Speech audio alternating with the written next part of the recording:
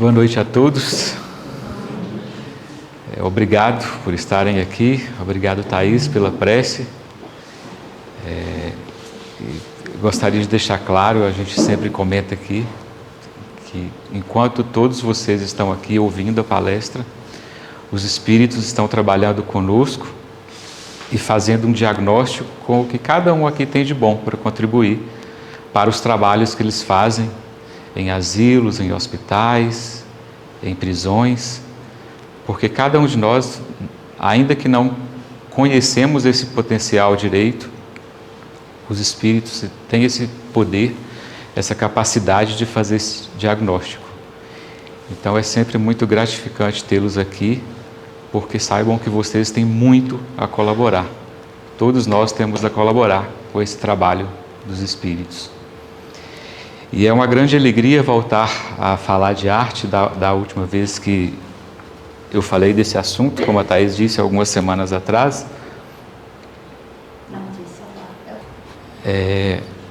Ainda ficaram algumas questões muito importantes a serem ditas de como a arte pode nos ajudar a nos elevar a Deus, a nos trazer conhecimento sobre a nossa cultura, sobre a nossa história e até de pensamentos sobre o porvir. Como diz o Chico no livro Consolador, o Emmanuel disse para o Chico, e foi publicado para todos nós, que os artistas têm esse grande poder, essa grande capacidade de entrar em esferas que nós, cidadãos comuns, não conseguimos.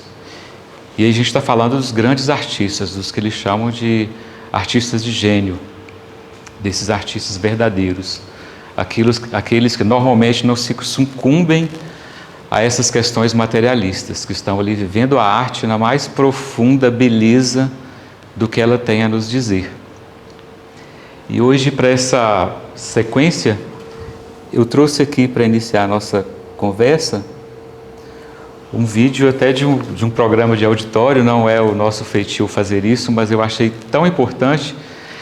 É um vídeo que fala de dança e, por incrível que pareça, a dança, ela me transmite muita alegria. Os vários tipos de dança me transmitem muita alegria. O irmão Leocádio, ele sempre nos recomenda, né? Qual foi a última vez que você se sentiu verdadeiramente alegre? Quais foram os motivos que te levaram a estar alegre? Para a gente entender o que nos causa esse sentimento. Mas pouquíssimas vezes a dança me traz essa comoção de me trazer um sentimento interno muito profundo. E esse vídeo ele traz a história de um rapaz da periferia de São Paulo que vai a um programa de auditório fazer um teste para ver se ele seria aceito. E nesse teste ele vai trazer uma dança que historicamente foi ensinada por meio de um balé clássico, em bailarinas, todas bem vestidas, em um palco bem montado, e ele vai muito simples, e até aqueles que iriam julgá-lo estranharam ele aparecer daquele jeito, e acabaram se emocionando depois. Então eu vou começar com esse vídeo aqui, para a gente ter uma ideia desse sentimento que a gente está falando. Eu quero ser artista e vim aqui propriamente por isso, para mostrar para você. A dança na minha vida significa muita coisa. Meu sonho mesmo dentro da dança é viajar pelo mundo, fazer esse conhecido. Você vem aqui dançar? Vim dançar. Assim? Assim mesmo. Qual que é a ideia disso? Essa é uma roupa que eu visto no meu cotidiano. E o que tem a ver mesmo é a minha interpretação. Que eu vou dançar uma trilha que é a Morte do Cisne, com a minha interpretação do pop. Eu espero que a sua interpretação seja muito boa, porque o figurino eu achei nada a ver. Vou levar do palco todas as minhas possibilidades que tenho, todos os olhares que eu aprendi, que eu estou aprendendo, e toda a minha garra e todo o meu sonho também. Você conhece a versão original da Morte do Cisne? Então, eu estou trabalhando há pouco tempo nisso. E no projeto vocacional, no programa vocacional que eu faço na aula, os organizadores me mostraram essa música com essa proposta mesmo para mim fazer uma reinterpretação do meu estilo. É uma coisa diferente. Então traz uma coisa mais revolucionária. Você sabe que é um cisne se debatendo até a morte, e é feito por uma bailarina nas pontas, toda de branco. Isso, A versão original é com essa. certeza. Ok, então vamos ver o que você vai apresentar para a gente como Spirit Dance nessa versão. Tá. Boa sorte.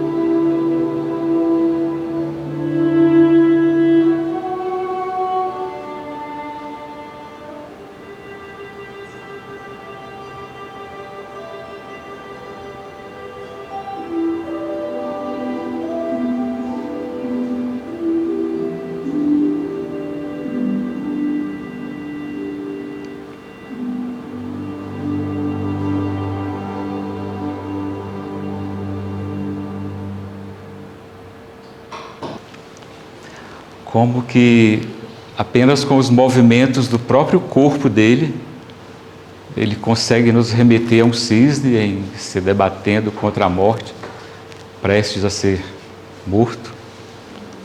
E com essa música então de fundo, vai lá no fundo da alma da gente, né? Leva no que a gente tem de mais profundo sentimento. Isso nos mostra que quando o artista ele tem essa capacidade, com poucos recursos, às vezes, ele consegue nos emocionar. Muito provavelmente, esses 3 jurados que estiveram lá nunca vão esquecer desse momento.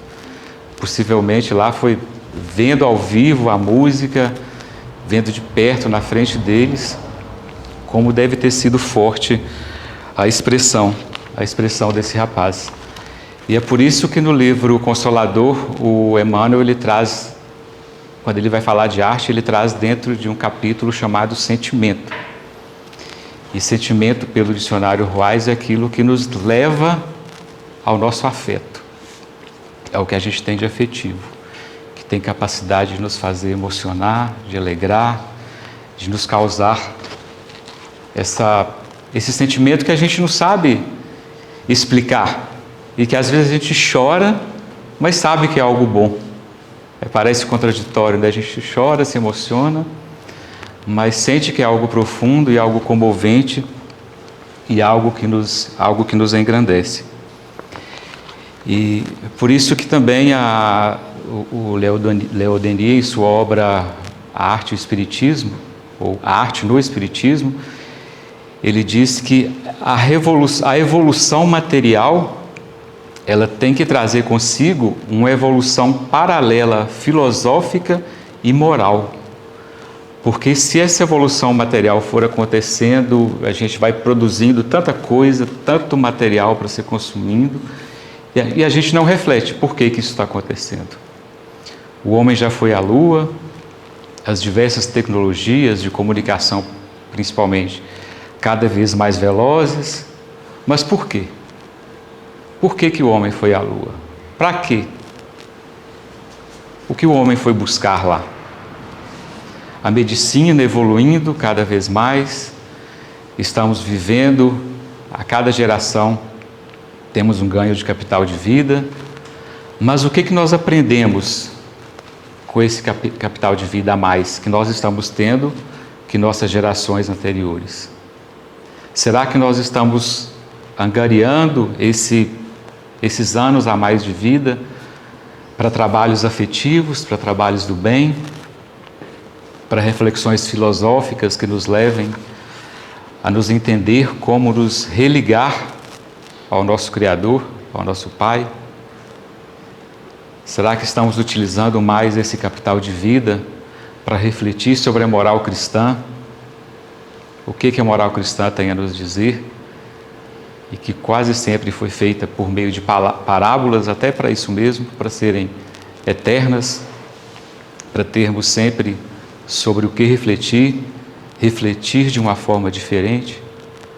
Será que estamos utilizando para refletir sobre o que estamos fazendo com o nosso livre-arbítrio, inclusive os artistas? Porque vários desses artistas, infelizmente, eles se sucumbem a essa liberdade que todos nós temos, assim como nós também fazemos, nos sucumbimos ao materialismo e às vezes temos uma missão tão grande, tão reveladora para a humanidade e não conseguimos desenvolver por causa de reflexões filosóficas que não fazemos. Por quê? Para quê? Quais os motivos? O que nos traz, que nos faz a sermos assim? E essa é uma proposta que a arte e a beleza, de uma forma geral, deveriam ter. De nos fazer elevar ao Pai, elevar a Deus, a refletir sobre a nossa história de vida, sobre o que pode acontecer, de uma forma acessível para nós. E ainda no livro Consolador, o Emmanuel disse para o Chico, que os novos profetas do Cristo, que seriam os novos mensageiros, que não haveria necessidade de eles virem dizer a mesma coisa que Cristo disse, da mesma coisa que Cristo disse. A cada geração, a cada época, há uma necessidade de comunicação em linguagens diferentes, em esferas desse planeta, em regiões diferentes, que demandam, pela população daquelas regiões, linguagens que permitam eles a compreenderem. Então, os artistas, os cientistas, a filosofia, a literatura, elas teriam esse poder de nos fazer levantar esse nosso pensamento abatido da tristeza e nos fazer refletir sobre a vida. E ele disse que sempre que a arte se desvencilha dos interesses do mundo, que são transitórios e perecíveis, para considerar tão somente a luz espiritual, que vem do coração uníssono como cérebro, nas realizações da vida, então o artista é um dos mais devotados missionários de Deus. E por isso que, principalmente a música, a gente pode falar aí de diversas formas de arte, literatura, a arquitetura também é incluída nesse trabalho artístico, o teatro, o cinema, que também é uma forma de arte, uma forma importante de comunicação artística, a poesia, mas a música, até pelo movimento que a música dá, seja a música com letra, a música sem letra, ela tem esse poder de nos tocar de uma forma que talvez nenhuma outra arte tem. E a gente percebe que nas obras de trabalhos espíritas, a música é sempre tratada com muito carinho. Eles falam de todas as artes, mas quando chegam na música principalmente, eles falam desse poder que a música tem de nos elevar a Deus. Inclusive o Leon Denis, ele diz que antigamente se falava em sessões espíritas, hoje a gente falar sessão espírita tem um cunho mais pejorativo, mas em exercícios mediúnicos, que quando eles são antecedidos por uma música que acalma, uma música que relaxa, Uma música que nos faz um pouco sair desse mundo material, que os trabalhos fluem melhor. E, inclusive, a gente tem utilizado durante o passe, né? A gente deixa a música aqui exatamente numa tentativa. Não essas músicas que agitam, mas essas músicas que acalmam. Como que elas têm esse poder de nos fazer esse bem tão grande. E é interessante que tem uma parábola de Cristo no Evangelho de São Mateus, que ele relata algumas situações e diz que algumas pessoas, mesmo tendo olhos para ver, não veem. Outras, tendo ouvido para ouvir, não ouvem. Porque elas não estavam preparadas naquele momento para compreender. Então, por isso que Cristo disse muita coisa em parábolas, e os apóstolos tentaram traduzir algumas. O Evangelho segundo o Espiritismo também tenta nos traduzir algumas parábolas, trazer um entendimento mais completo do que Cristo gostaria de dizer. Mas mesmo os apóstolos na época, eles perguntavam: mestre, como que eu vou... Isso está muito confuso, como que eu faço para entender? E aí, em alguns casos, o Cristo falava que, em alguns casos, os próprios apóstolos não estavam tão preparados para entender aquelas mensagens, que era com o porvir que algumas seriam compreendidas, assim como são com algumas obras artísticas. E no livro do Leon Denis sobre o Espiritismo na arte, ele nos traz uma ideia interessante que ele chama de procriação espiritual, de que algumas pessoas, elas veem a humanidade com esse grande interesse de gerar filhos, de gerar corpos. É natural, a humanidade está aqui, a maioria dos homens, mulheres, querem ter filhos e querem educar filhos. É uma das experiências, ou talvez a mais valiosa nesse planeta. Em outra oportunidade aqui já falamos sobre a maternidade, como que é grandioso, talvez a maior expressão de amor que se possa experimentar aqui na Terra é ser mãe. Mas que tem outros espíritos que vêm aqui e eles querem se procriar de outra forma, de deixar outras mensagens. Que corpo gera corpo, mas o espírito gera concepções mais abstratas, que ficam perenes. Os corpos, eles vão se renovando ao longo do tempo.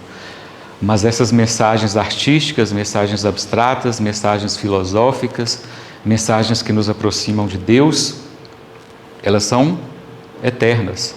A gente pode ver pelo próprio Jesus Cristo. A mensagem dele está aí há 2000 anos. Platão, a mensagem que ele nos trouxe na filosofia, está aí há 2400 anos.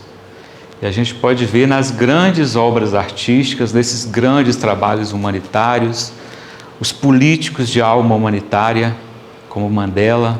A gente pode ver no Brasil Irmã Dulce, na arte, no teatro, Shakespeare, esses grandes nomes.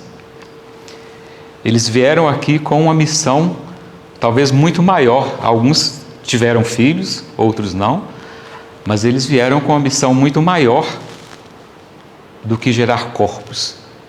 Eles estão gerando reflexões. Existem alguns cujo instinto criador se aloja na alma e que desejam procriar não pelo corpo, mas espiritualmente, gerando filhos que são próprios da natureza da alma conceber e dar à luz. E o que é próprio da natureza da alma procriar? A sabedoria e as virtudes em geral. O que são as virtudes em geral? É tudo que é bom, tudo que nos eleva ao Pai. É aquilo que é contrário ao vício, contrário ao egoísmo, como o Evangelho segundo o Espiritismo nos diz. O homem não tem instinto de reprodução só no corpo. A reprodução do corpo gera novos corpos.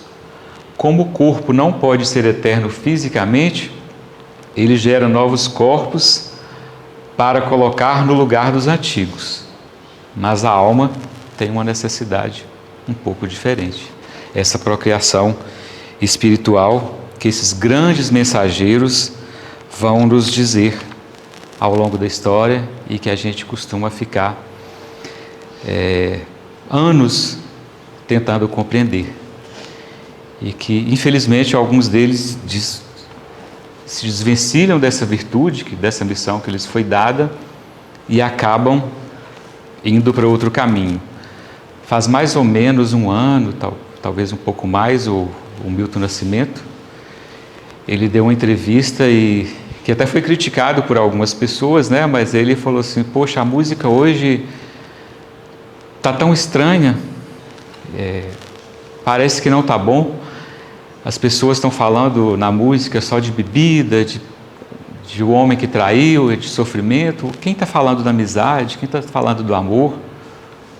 Onde que está isso aí?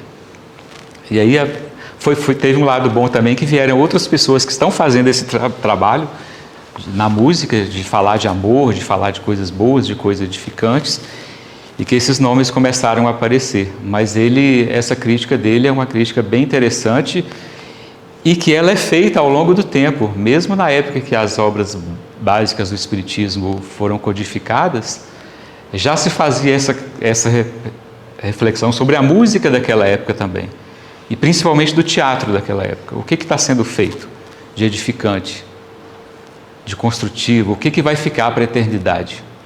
O que está sendo construído? O Milton, aliás, que a Elis Regina certa vez disse que se Deus cantasse, cantaria com a voz de Milton. E de fato, quando a gente ouve algumas gravações dele, que a gente fecha os olhos, que penetra naquela voz e no que ele está dizendo, a voz dele é quase um instrumento. É muito impressionante para onde que aquela voz nos consegue levar. E ainda na obra do Chico, com o Emmanuel, foi perguntado sobre essa grande inspiração que os artistas têm. De onde que ela viria? E o Emmanuel disse para o Chico o seguinte, que no capítulo da composição, os grandes músicos da Terra, com méritos universais, e a gente está falando dos músicos de grande elevação mesmo, eles não obedecem a lembranças do pretérito.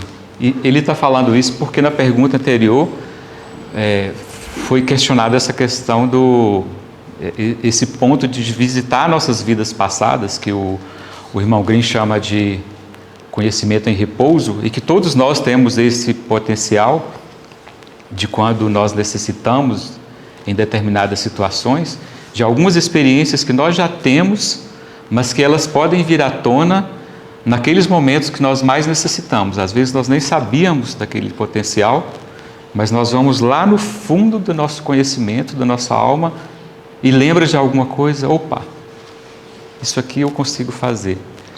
Mas que nesse caso desses espíritos artísticos edificantes, que eles não obedecem a essas lembranças do pretérito, e sim a gloriosos impulsos das forças do infinito. Porquanto a música na terra é, por excelência, a arte divina. As óperas imortais não nasceram do lodo terrestre, mas da profunda harmonia do universo, cujos cânticos sublimes foram captados parcialmente pelos compositores do mundo em momentos de santificada inspiração. Veja que mesmo nessas grandes obras edificantes, esses músicos captaram parcialmente o que está nessa esfera que poucos conseguem atingir. Isso nos traz uma outra reflexão interessante, que talvez alguns de vocês já conhecem, um vídeo do Almir Sater. Ele dá uma entrevista para a Inesita Barroso, também num programa de televisão, falando daquela música Tocando em Frente, que ele contando a história de como a música foi composta. De que ele e Renato Teixeira fizeram a música juntos. Ele chegou na casa do Renato Teixeira, era um dia de almoço, se eu não me engano, na casa do Renato Teixeira, tinha um violão do filho do Renato lá num canto. Aí eles pegaram o violão e começaram a dedilhar, e em poucos minutos eles fizeram música, melodia, letra, sem perceber o que estavam fazendo. E aí, quando chegou na casa dele, ele comentou que tinha... O pessoal, a família dele perguntou, né, como tinha sido o almoço, ele comentou esse fato. Aí a família dele pediu para ele, então canta para a gente. Aí ele cantou, todo mundo ficou parado assim e, nossa, isso foi uma das coisas mais bonitas que você fez na sua vida. E aí, acho que poucos dias depois, a Maria Bethânia ligou para ele, perguntando se ele tinha alguma música para dar para ela. Ele falou assim: olha, as minhas músicas mal dão para mim, eu não tenho uma música para você não, mas eu tenho uma aqui que a gente acabou de fazer. Aí ela pediu para ele cantar no telefone, ele cantou um pedacinho e ela falou assim: essa música é minha, pode me dar que eu quero. E é uma das músicas mais conhecidas hoje no Brasil. E aí ele comentou que se existe psicografia, que talvez essa música tenha sido psicografada, porque foi feita de uma forma tão rápida e em tão pouco tempo que seria impossível, ele conhecendo o potencial musical dele, do Renato Teixeira, seria impossível para os dois fazerem aquela obra em tão pouco tempo. Mas quando a gente vê essa mensagem do Consolador, a gente percebe que esses artistas, eles têm esse potencial de ir nessas esferas e captar essas mensagens que poucos conseguem e que normalmente vêm mesmo em pouco tempo. A gente tem que aproveitar, caso aconteça como o de vocês, aproveitem esse espaço, esse tempo que é curto, anotem essas mensagens, porque é um tipo de, entre aspas, de viagem que a gente consegue fazer poucas vezes e muito rápido, que é uma capacidade extraordinária dos artistas, mas não é, ou não parece ser psicografia, pelo que a gente estuda no Espiritismo. Até porque a psicografia, como é feita no trabalho do Mauri Rodrigues da Cruz, com o irmão Leocádio, o irmão Grim, a irmã Marina, o Chico com o André Luiz, com o Emmanuel, o Divaldo Franco também com a Joana de Ângeles e outros. Esses trabalhos mediúnicos de psicografia, eles sempre vêm com a assinatura do médium de quem está trabalhando com o médium encarnado. E não foi esse o caso, mas não deixa de ser uma capacidade imensa que poucos espíritos têm de ir nessas esferas e captar essas informações que chegam nesses momentos de grande inspiração e que eles conseguem fazer. O Léo Dani, ele cita casos assim do próprio Mozart, do Beethoven também, que eles próprios relatavam que, olha, eu preciso de um papel agora, eu preciso de escrever tudo que está acontecendo, porque eu estou conseguindo informações que eu não consigo a todo momento. Então, acontece poucas vezes em pouco espaço de tempo e esse tempo tem que ser aproveitado. E é interessante nesse livro, O Interesse Humano, do Sirihan, que é um filósofo indiano, que também acredita em reencarnação, é uma outra vertente que é mais voltada para o hinduísmo, mas que também acredita na reencarnação. É um pouco diferente da doutrina dos espíritos, apesar das semelhanças, mas ele traz uma ideia interessante para a gente, que nesse mesmo sentido, que ele diz o seguinte: a chamada de percepção de Buddhi, que é essa expressão de Buddhi que ele traz aqui, essa capacidade de estar muito atento, conscientemente atento a esse tipo de informação, a sabedoria intuitiva surge de repente, quando não se espera. Porque quando esperamos algo concebido em nossa ignorância antes que surgisse o chamado. Assim, tal expectativa é um obstáculo para que a luz passe. Porém, quando a mente está receptiva à verdade, sem expectativa, que é o preconceito, então será iluminada. Eu achei muito interessante essa mensagem dele, apesar de não ser da doutrina dos espíritos, mas no sentido muito semelhante, porque ele diz o seguinte, que esse tipo de mensagem intuitiva que os músicos têm, não é simplesmente uma expectativa que a gente está ali, eu vou estar ali esperando que isso vai acontecer. Porque se a gente fizer assim, na nossa cabeça já vai ter algo pré-concebido, e essa pré-concepção que temos vai até nos atrapalhar de entender o que vai chegar. Por isso que vem de forma tão espontânea e de forma tão rápida, para que seja para que essa luz, essa iluminação consiga chegar até nós. Em relação à expectativa, a gente tem que pensar um outro ponto também, que o irmão Grinho, o irmão Leocádio sempre trabalha muito com a gente, que essa expectativa ela é diferente de prontidão. Prontidão é quando nós, seja profissionalmente, nas nossas áreas de trabalho, nas nossas relações afetivas, nesse nosso olhar atento para a vida, nós estamos preparados para quando determinada situação acontecer. Não que ela vai exatamente acontecer, mas vamos pensar no concurso público, por exemplo, que não tem data ainda para ser marcado. Eu estou ali estudando, estou pesquisando, tentando entender, fazer o meu melhor, para quando acontecer eu vou estar preparado para ir lá e fazer o meu melhor. Isso é prontidão. E esses artistas, esses grandes artistas estão em prontidão para quando esses momentos chegarem, eles conseguirem fazer essa conexão com esse mais além e captar a mensagem que lhes é trazida, seja por intuição ou por inspiração, que é diferente da expectativa. A expectativa, às vezes, ela tolhe um pouco essa capacidade que a inspiração ou a informação teria para chegar até nós. Eu trouxe essa questão, será que a música seria mesmo uma arte especial? E quem sou eu para dizer, mas lendo essas obras, a gente vê o carinho que os espíritos têm, e as pessoas que escrevem sobre o assunto com a música. Até pelo fato de, na música, poder se conjugar, além de toda a harmonia, a melodia, o som, consegue levar a letra. E que uma letra bonita, quando ela é bem conjugada, associada com a melodia, como que nos parece interessante. E no livro do Leon Denis, ele traz uma mensagem de Platão, que Platão dizia que a música é uma lei moral. Ele eleva tanto a música e o Platão também que a música tem um pouco de matemática, de harmonia, de saber conjugar as coisas. Ele eleva tanto a música que comparam a lei moral. Ela dá alma ao universo, asas ao pensamento, um impulso à nossa imaginação.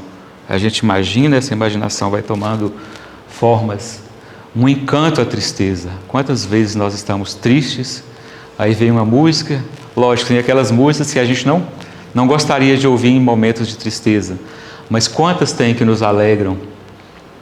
A alegria e a vida a todas as coisas. A música seria a essência da ordem e eleva em direção a tudo que é bom, justo e belo, de que ela é uma forma invisível, porém surpreendentemente apaixonada e eterna. A música é algo invisível, mas talvez é uma das coisas que mais nos toca hoje, como quase tudo que nos toca profundamente, são esses sentimentos mais abstratos. Certa vez eu vi uma interpretação em Libras do hino nacional, e a gente vê como que cada um de nós, em nossas diversas formas de atuação, temos capacidades diferentes de atuar. Eu vi uma certa interpretação de Libras, do hino nacional, que o movimento do intérprete era uma coisa que até me lembrou muito esse vídeo desse rapaz lá de São Paulo, do John Lennon da Silva. Como que aquele movimento de braços, os gestos que ele fazia, mas aquilo foi tão poético e tão comovente que eu fiquei emocionado assim, de ver o hino nacional. Vendo Libras, parecia que eu que não entendo nada de Libras, parecia que eu estava entendendo tudo, só pelos movimentos dele, pelos gestos, a beleza que ele queria transmitir. E ainda nessa ideia de Platão, ele fala, das asas, que a música daria asas ao pensamento, e tem tantas músicas belas, nos falando de que nosso pensamento dá forma, que é uma ideia que os espíritos nos trazem também. O Marco já fez palestras sobre esse assunto, de que o nosso pensar vai tomando formas, vai se fortalecendo à medida que muitas pessoas vão pensando sobre determinado assunto, e por isso a importância de pensarmos sobre o bem, sobre o que nos eleva a Deus, porque todo tipo de pensamento tem forma.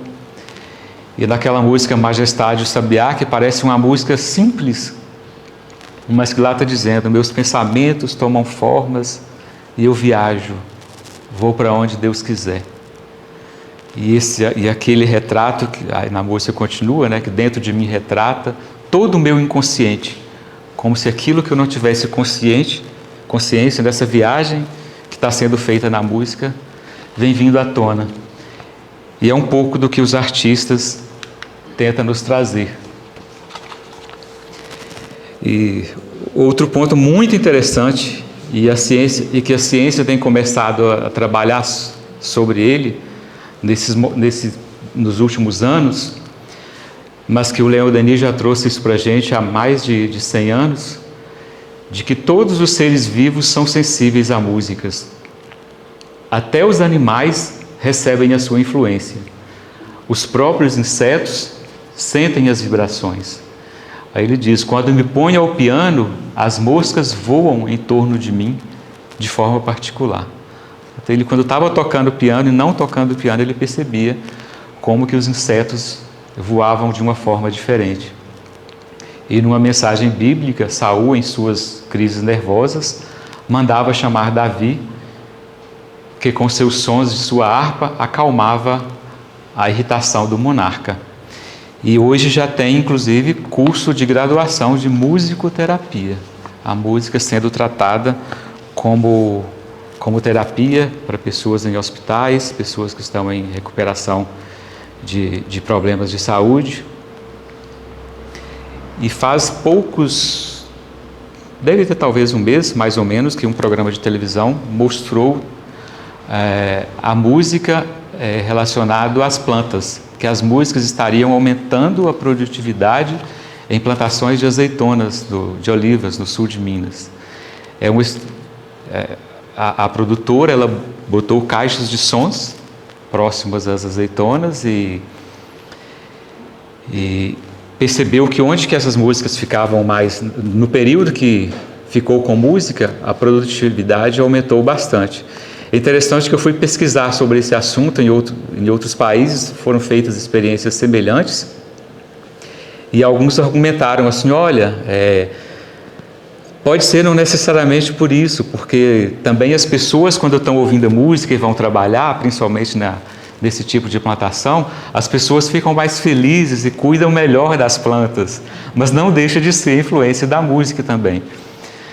Não são trabalhos científicos, esses dois que eu citei, mas são trabalhos que, nessas amostragens, eles chegaram à conclusão que sim, que estariam fazendo diferença. Mas nós temos aqui no Brasil, na Universidade Federal de Viçosa, foi feita uma experiência com plantações de tomate. E também eles perceberam que estariam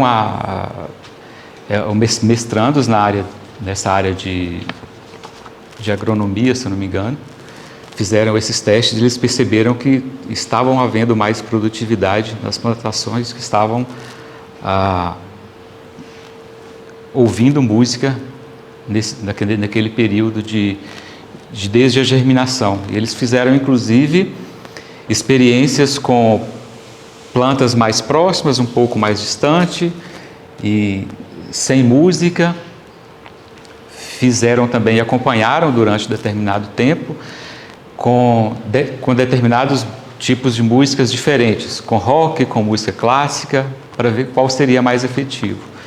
São trabalhos ainda que estão em andamento, mas que são muito interessantes, mostrando que a música também tem influência. A Federal de Santa Maria, no Rio Grande do Sul, também tem um trabalho semelhante, que eles começaram, só que depois de, se eu não me engano, 2 meses que o trabalho estava em andamento, teve uma geada muito forte lá, e aí prejudicou demais o andamento da pesquisa. E ainda no livro do Leon Denis, O Espiritismo na Arte, ele traz uma mensagem interessante que, por mais que há críticas em relação à arte, olha, a arte precisa de melhorar de qualidade, vamos pensar no que a arte está mostrando, isso vem desde sempre, mas o Leon Denis nos diz que procurai as atrações artísticas, por mais pobres que sejam, por mais simples que elas sejam. Vejam que nesse caso ali daquele rapaz, uma expressão simples, que poderia ser simples, mas que ele consegue emocionar, de passar a mensagem que é tão verdadeira dentro dele. Enriquecei o vosso pensamento, enchei o vosso cérebro de sensações que no vosso mundo se traduzem por estudos analíticos de vossas vidas terrestres, de estudos que analisam a nossa vida e que nos trazem alguma mensagem. A arte é um dos grandes meios de se sentir a grandeza de Deus. Devemos agradecer ao Criador por nos deixar sempre em relação com Ele e que temos que nos tornar cada vez mais dignos disso. Porque também, quanto mais o nosso nível de consciência, o nosso nível intelectual e moral, se a gente deixar ele se abaixar demais, talvez menos digno a gente fique dessas expressões artísticas mais elevadas. Essa é uma construção. A arte muitas vezes espelha a cultura daquela região. A arte é uma demonstração de cultura. E se aquela cultura tem pouca elevação moral, a arte, como a política, como a economia, como todos os setores da sociedade, vai refletir, vai sofrer essas consequências.